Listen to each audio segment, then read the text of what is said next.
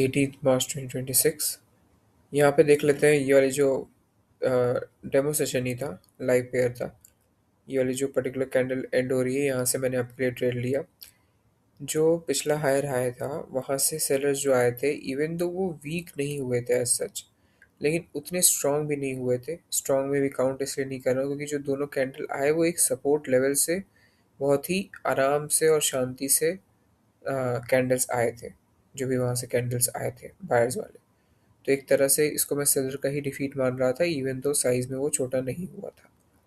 दूसरी बात, जो पिछली ग्रीन कैंडल है उसने नया हाई तो बनाया ही है, ऊपर से गैप छोड़ा हुआ है और प्राइस पहले नीचे चली गई। तो ये सारे फैक्टर्स थे, और वही है, ट्रेंड अप है तो नेचुरल जो टारगेट ऑफ द मार्केट है वो तो नया हाई बनाना ही है। तो इस बेसिस पे ये ट्रेड लिया गया। कायदे से तो सही ट्रेड तभी होता है जब पीछे जो दो रेड कैंडल्स आए हैं उसमें से जो दूसरी है वो वीक हो जाए साइज में भी, और उसके पिछले अपने विक में भी क्लोज हो जाए। लेकिन यहाँ वैसा नहीं था, इस रीज़न से इसको मैं हल्का सा रिस्की ट्रेड में डालूंगा। तो एज यू कैन सी ये विन हो गया। जो पिछली कैंडल है वो इतनी वीक दिख रही है, बट इसके बाद भी ये बहुत बहुत बड़ी कैंडल बनी थी। खैर, अब यहाँ आ जाते हैं। तो यहाँ पे भी सेटअप वही था, अप ट्रेंड में दो दो कॉन्जिक्यूटिव रेड कैंडल्स आए, जिसमें जो दूसरा रेड कैंडल है वो वीक हो गया। इस बेसिस पे मैंने आपके लिए ट्रेड ले लिया। सेटअप ये परफेक्ट था। आज मल्टीपल टाइम्स मुझे ये मौका मिला है जहाँ पे ये सेम सेटअप काम किया है। तो इस सेटअप की जो प्रोबेबिलिटी है वो काफ़ी हाई है, क्योंकि ये सेटअप एज वही वाली बात की प्राइस एक्शन पे बेस्ड है। ऐसा कुछ नहीं है कि इंडिकेटर पे हो या कुछ मैजिक हो रहा हो डीसी मार्केट में या रियल मार्केट में, ऐसा कुछ भी नहीं है।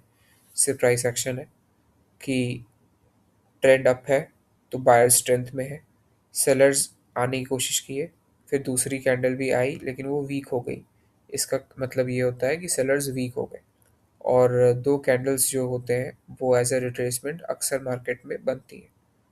तो इस बेसिस पे ही ये सेटअप बेस्ड है, इस लॉजिक पे। तो इसमें मैंने ट्रेड ले लिया, but as you can see वो रिफंड हो गई। विन भी नहीं हुई, लॉस भी नहीं हुई। खैर, अब यहाँ पे देख लेते हैं। आ, ये जो पिछली पीछे एक रेड कैंडल है बड़ी सी, उसका एज यू कैन सी कि नीचे जो है वो एक फेक ब्रेकआउट हुआ है। तो फेक ब्रेकआउट को हम लोग ऐसे ही काउंट करते हैं, क्योंकि वो फेक ब्रेकआउट है तो हम लोग यही काउंट करते हैं कि बेसिकली प्राइस जो था उस कैंडल के अंदर ही था।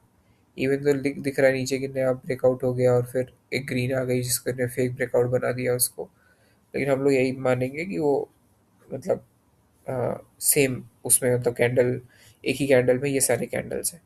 फिर बाकी जो कैंडल्स थी वो भी वही थी, और जो पिछली कैंडल है वो इसी रेड कैंड जो बड़ी सी रेड कैंडल है उसके हाई पे क्लोज हुई थी। उसके बेसिस पे मैंने डाउन के लिए ट्रेड ले लिया था। मोमेंटम था, बट उसमें भी कोई बात नहीं था, क्योंकि मोमेंटम अगर ऐसा हो कि वो वीक हो रहा हो प्लस एक ही कैंडल में मल्टीपल कैंडल्स बन रहे हो, वैसा वाला मोमेंटम हो, तो उसके बाद हम लोग डेफिनेटली रिवर्सल ट्रेड ले सकते हैं। तो वहाँ पे मोमेंटम से डरने वाली बात नहीं है, तो उसी के बेसिस पे मैंने ये ट्रेड लिया था। बट ये लॉस हो जाता है, तो यहाँ पे प्रोबेबिलिटी ही है। और प्रोबेबिलिटी इसलिए भी है क्योंकि जो अगली कैंडल बन रही है जो इस वीडियो में नहीं रिकॉर्ड होती है, वो बाद में नीचे आके ही क्लोज हुई थी, तो एक तरह से फेक ब्रेकआउट था। तो वो मेरा ट्रेड सही था, प्रोबेबिलिटी वजह से लॉस हुआ। यहाँ पे मैंने आपके लिए ट्रेड ले लिया, वही सेम सेटअप, ट्रेंड अप है, टू कॉन्जिक्यूटिव रेड कैंडल्स आती हैं और दूसरी कैंडल जो है वो वीक हो जाती है। गड़बड़ क्या थी कि जो पिछली रेड कैंडल है वो एक तरह से पोजीशन रिवीलिंग टाइप की दिखा रही है। लेकिन मेरा ये एक्सपीरियंस है कि चाहे वो पोजीशन रिवीलिंग दिखा रही हो या कुछ भी कैंडल स्टिक की साइकोलॉजी हो, अगर वो वीक है और पिछले वीक में क्लोज हो गई है तो रिवर्सल ट्रेड बन जाती है, रिवर्सल कैंडल बन जाती है, क्योंकि ट्रेंड अप का है इस सिचुएशन में। तो सिमिलरली यही वाला लॉजिक मैंने यहाँ फॉलो किया। हाँ, रिस्की इस वजह से भी लग रहा था कि ये जो पर्टिकुलर कैंडल है उसने गैप अप किया है, जिसका रीज़न मुझे नहीं पता था। और यूजुअली जब गैप अप होता है तो वो नीचे जो लेवल नहीं तोड़ पाई है पिछली कैंडल, उसको तोड़ने के लिए वो गैप होता है। तो इसके बारे में श्योर नहीं था, बट मैं अपना जो सेटअप है नॉर्मल प्राइस एक्शन, उसके बेसिस पे मैंने ये ट्रेड ले लिया कि देखते हैं, रिस्क लेते हैं, क्योंकि वही है, इस सेटअप की प्रोबेबिलिटी काफ़ी हाई है। तो एटलीस्ट मुझे तो काफ़ी जगह दिखी है विन होते हुए। तो ये भी विन हो गया। अब यहाँ से मैंने डाउन के लिए ट्रेड ले लिया। ये एक पुराना सेटअप है लेकिन इस पे बहुत ही कम ट्रेड्स मुझे दिखे हैं। यहाँ पर एज यू कैन सी नीचे बायर्स का पोजीशन दिखा रहा है वो जो कैंडल है। तो उसके बाद एक और कैंडल आई। तो इस तरह से ये कह सकते हैं ना कि जो बायर्स की जो पोजीशन थी वो तो अभी नीचे है, तो अभी फिल करने जाएगा, स्पेशली अगर ये ट्रेंड डाउन है तो इस बेसिस पे मैंने ये ट्रेड लिया। लेकिन ये सेटअप बहुत रेयरली मुझको दिखता है, और जब भी दिखा है उतना मैं श्योर नहीं हुआ। तो ये वाली जो ट्रेड है इवेंचुअली ये लूज़ हो जाती है।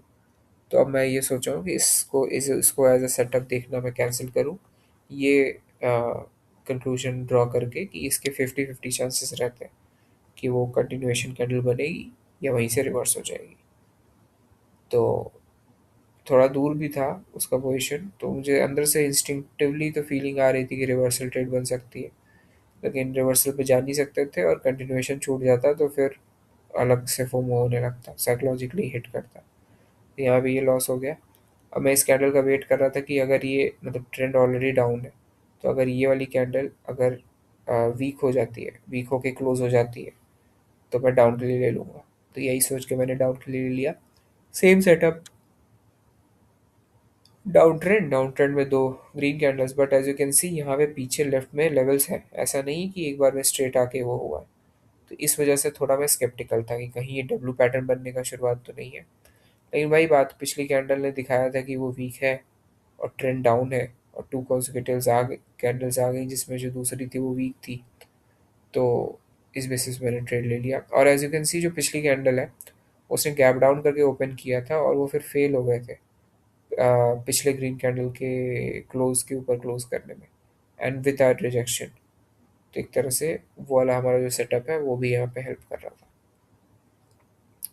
तो इसलिए मैंने ट्रेड ले लिया। As you can see volatility थी, और एक होता है ना कि चूंकि ये सेकंड ट्रेड लूज होता तो फिर थर्ड ट्रेड पे पूरा प्रेशर आ जाता, वो ऑलरेडी बहुत मुश्किल होता है फिर उस पर साइकोलॉजिकल कंट्रोल करना। तो ये विन हो गया। तो ये मेरे लिए काफ़ी अच्छी बात रही, मुझे उतने लेवल पे टेस्ट नहीं देना पड़ा मार्केट में। सो ये ट्रेड हिस्ट्री है। या दैट्स इट, डेमो में है। अब कल मैं देखता हूँ कल शेड्यूल मेरा कैसा रहता है, कल से मैं लाइव में करने की ट्राई करूँगा। That's it.